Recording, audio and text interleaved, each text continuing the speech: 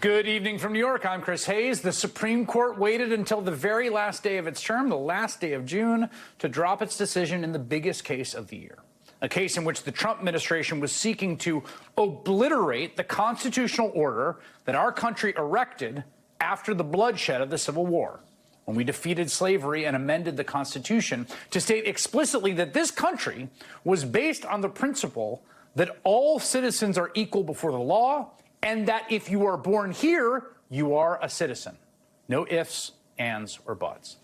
That vision of the country is the one that Donald Trump and Stephen Miller and the MAGA movement are fundamentally committed to destroying. Openly. They keep saying it. And they made that clear on day one, January 20th, 2025, just minutes after being sworn back in as president, when Trump first signed pardons for all the insurrectionists who had tried to violently overturn a Democratic election 4 years earlier, an election in which he had, by the way, massively lost among non-white voters. And then right after he signed those pardons, Trump signed an order claiming that some natural-born U.S. citizens shouldn't be citizens.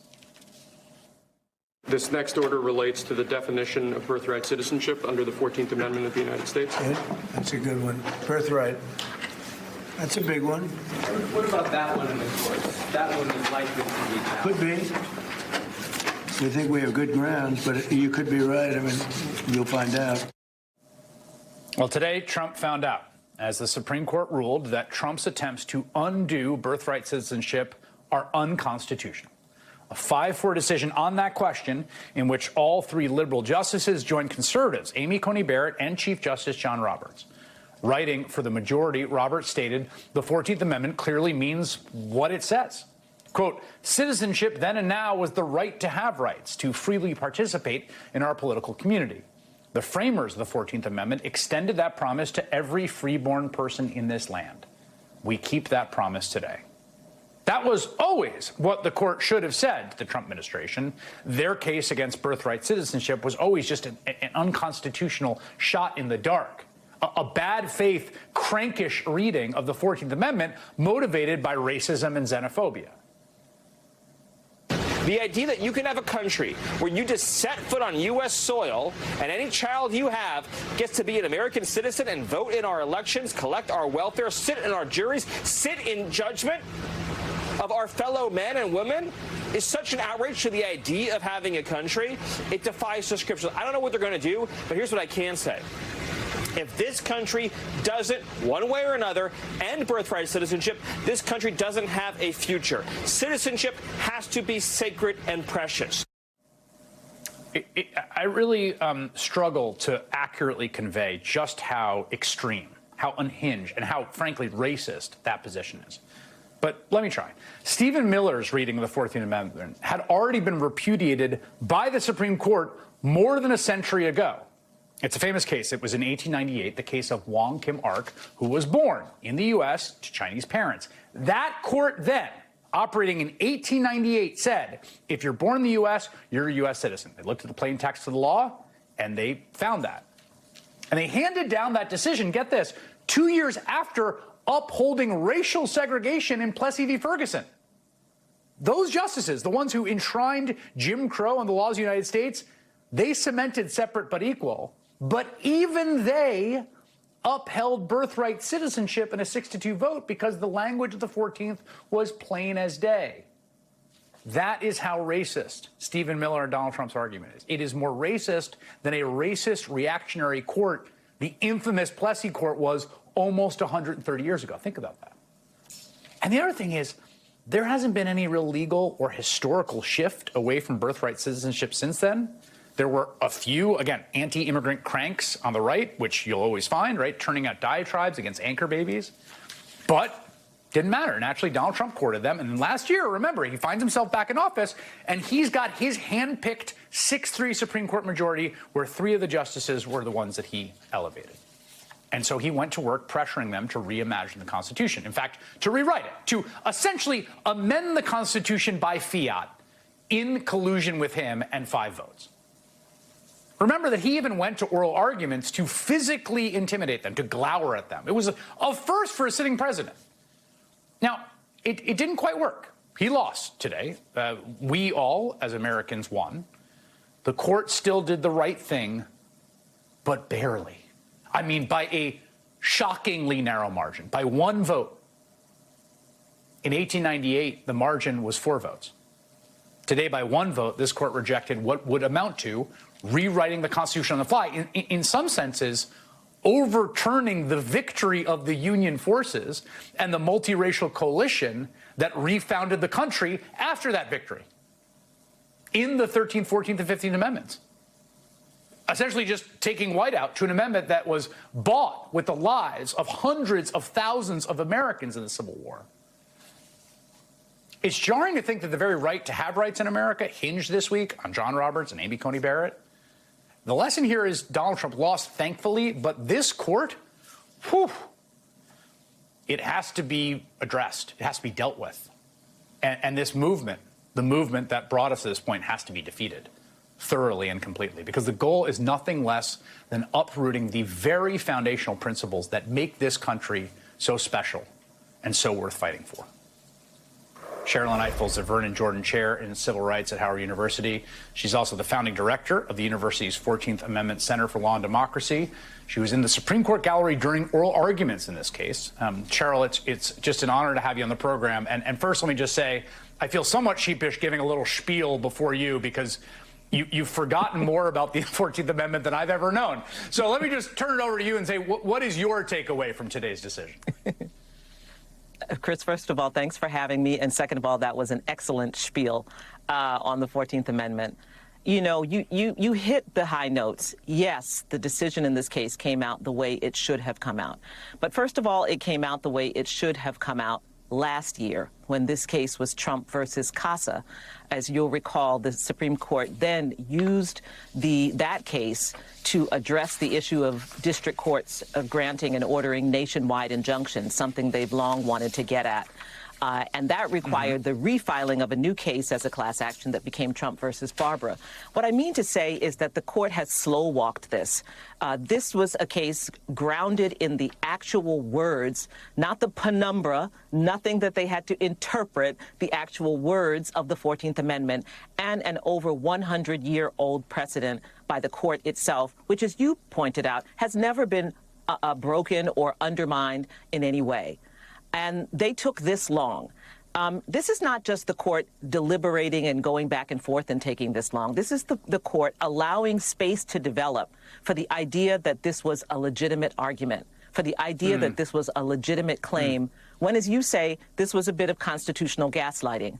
But every time they do that, they give strength to the idea that they are making legitimate arguments on the right about things like birthright citizenship. So first of all, to sit there today and have the decision come out the way I wanted it to come out in terms of the judgment, but have it come out after over a year, is just absurd. A year and a half of leaving the country confused about the most important thing, who's an American. So I just thought that was grossly irresponsible. Secondly, as I think you also were pointing out, this case was not unanimous. This should have been a 9-0 decision. This was a slam dunk. It wasn't. It was a, 5-4, maybe 6-3 decision, and it matters. It matters that this was a split decision, because once again, it gives legitimacy to the idea that birthright citizenship can be overturned. The fact that there are these dissenting opinions from Justice Alito, Justice Gorsuch, and Justice Thomas, some of whom joined one another, but each of whom felt they needed to write their own dissenting opinion, and then a concurring and dissenting opinion from Justice Kavanaugh, who agrees with the judgment, but, and this was very obvious at oral argument as well, Justice Kavanaugh, who loves the world of politics, believes that Congress has the right to do what the president tried to do. The president can't overcome birthright citizenship by EO, but Justice Kavanaugh believes that by statute Congress can. And that little space was important for him to leave to the political process. And of course, earlier today we heard Trump already in announcing his intention to exploit that space. Yeah, let me just, in case people are confused because they read that it was a 6-3 decision, the main holding, which is that they struck down the executive order, was a 6-3 decision. But on the narrow question of, is it is it constitutionally the case, as grounded in the 14th Amendment, that all citizens born here are citizens? It was narrow in 5-4, and this is because Kavanaugh says, in my view, the executive order does not violate the 14th Amendment, but the order does contravene a federal statute, because there's a statute also passed. Congress could enact new legislation establishing exceptions to birthright citizenship for children born to foreign citizens unlawfully or temporarily in the country, but Congress has not yet done so. And then, as you note, on cue, Trump says, the Supreme Court upheld birthright citizenship, which is too bad for our country, but we can easily make it up in Congress through legislation with the support of the president that has now been determined during this process. No long and unwieldy constitutional amendments necessary. Congress should start today to work on ending expensive and unfair to our country birthright citizenship. They will have my complete and total support. We should note that what Trump is saying there is wrong. That's not actually the holding. That's Kavanaugh's holding, but not actually the holding, right? Yes. But again, it keeps this conversation going. It keeps it in the political realm as though it is not an absurd and ludicrous and anti-constitutional ideology. And this is how you go about trying to do a kind of paper insurrection, you know, a political insurrection rather than a violent physical one, which is that you just keep wearing at that rock, you know, trying to undermine the principles that have been created, what it took to create the 14th Amendment and what the 14th Amendment stands for. And this is why I love Justice Ketanji Brown Jackson's concurrence in this case, because she just wipes the table on the history of what this was supposed to be about. Our Constitution is not colorblind.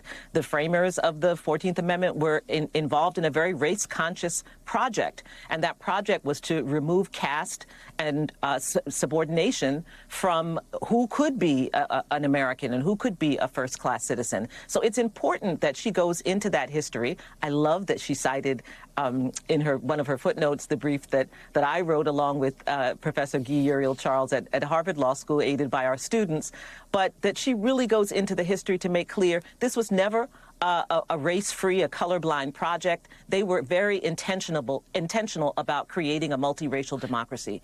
And the more the forces on the right try to move us away from knowing that truth, knowing the truth that over 150 years ago, the framers of our second founding wanted this to be a multiracial democracy and created a constitutional infrastructure that would allow it to become a multiracial democracy.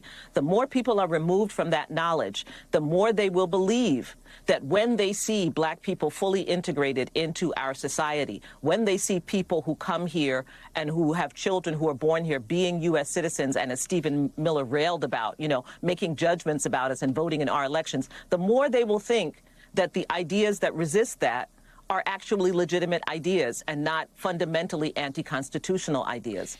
And I think that's what this has been about. This has been about creating a space for that.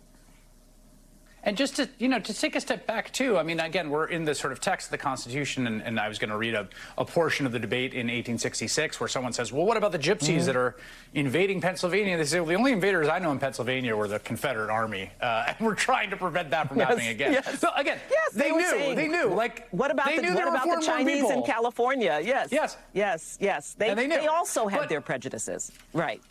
Exactly, but to just take a step back here, it's like it's so striking to me, and this is not a novel insight, but like the thing that I cherish the most about this country, that I think is so beautiful, is the thing they hate the most. I mean, for me, it's like, yes, this principle, whoever you are, we're all equal, and that this is enshrined, and that we've created a republic, we founded kind of a second republic based on that.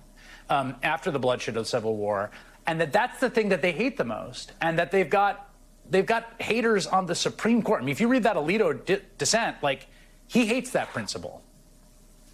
Yeah, but that's fundamentally un-American. And to me, listening to Stephen Miller today, it was hearing someone who wants to be in another country.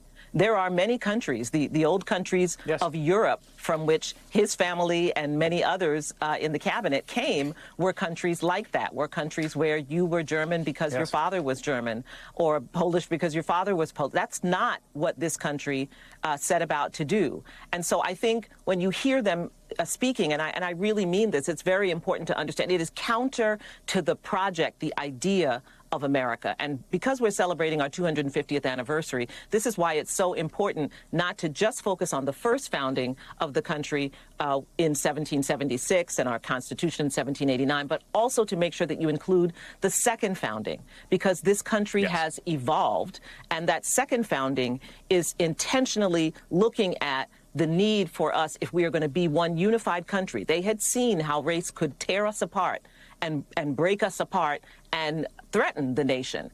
And they created an infrastructure to ensure that there would be glue to hold us together. And what these folks are trying to do right now is to break us back apart. So it's a very, very dangerous project. I'm glad the Supreme Court decided what they decided today. I'm profoundly disturbed that it was as close as it was. So where does that leave us? Let's recap what actually happened today. The Supreme Court ruled 5-4 that Donald Trump's executive order attempting to end birthright citizenship is unconstitutional, a narrow but decisive rebuke, with Chief Justice Roberts and Justice Barrett joining the 3 liberal justices. On the broader procedural question about nationwide injunctions, the vote was 6-3. 2 different battles, one outcome. For now, the 14th Amendment stands. Every child born on American soil is still and remains a citizen. But here's the part that should sit with you. This wasn't some fringe legal theory that got laughed out of court. It took over a year to resolve. It forced Congress, the country, and immigrant families into a full 18 months of uncertainty about the single most basic question a nation can answer: who belongs here? And even in victory, the margin was razor thin, thinner, as we heard tonight, than the same question got in 1898 during the era of Plessy versus Ferguson. Let that sink in. A court that upheld racial segregation still managed a wider margin on birthright citizenship than the court we have today. That's the emotional gut punch underneath the legal analysis. This isn't just about statutes and precedent. It's about a country that fought a civil war, buried hundreds of thousands of its own sons, and rewrote its founding document specifically to say no caste system, no bloodline test, no second-class citizens. That promise was expensive. It was paid for, and today it survived, but barely, and only because 2 justices didn't join the other side. Justice Kavanaugh's concurrence leaves a door open. He's suggesting Congress, not the president, might have the power to legislate exceptions to birthright citizenship. Trump seized on that within hours, framing it as a green light. It isn't one. It's a single justice's opinion, not the holding of the court. But that distinction matters less in the political arena than it should, because the goal was never really about winning this case outright. It was about keeping the argument alive, making a fringe position feel legitimate simply by never letting it die. So here are the questions worth sitting with tonight. If a sitting president can spend a year and a half testing whether the Constitution's plainest language is negotiable, what does that do to the idea of settled law in this country? And if the next fight over birthright citizenship moves to Congress instead of the courts, are we prepared for what that debate will look like and who it will target? This ruling is a relief. It is not a resolution. The forces that spent a year arguing against the plain text of the 14th Amendment, against a 125-year-old precedent, against the very people who wrote it and meant every word, they aren't finished. They found 4 votes on the nation's highest court. That number should concern every American, regardless of where you stand politically, because the next case might not break the same way. Tonight, the Constitution held, barely, and that word, barely, is the story. If you found this report insightful, don't forget to like, share, and subscribe for more real fact-based news commentary.